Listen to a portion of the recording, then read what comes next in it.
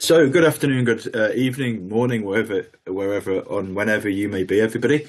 This is a short webinar on the Bribery Act 2010 and how it relates to some of the roles, risks, responsibilities in the corporate world that advisors may want to think about. This is mainly pitched at lawyers and other professional advisors in the space, perhaps accountants and others. But as we will discuss, it has a wider public policy context, and indeed the Act has quite wide effect upon all domestic contexts and indeed in international context. So we're going to be focusing on roles, risk and responsibilities as we move through 2026.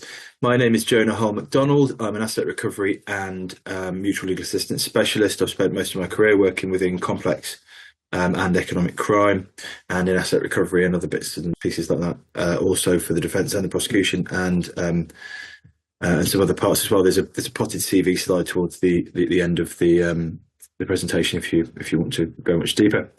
But in respect to the Bribery Act, it's an unusual statute. It's an extremely important one. It has wide territorial effect, as I've already alluded to, and it underpins much of the UK's compliance frameworks. And it's relatively rarely litigated so far, notwithstanding it's been in effect for about 15 years now. The cases that are litigated tend to be really complicated and really big ones. So hopefully this will provide both an academic grounding as to how the Act works, but also a practical overview of how it might work in practice.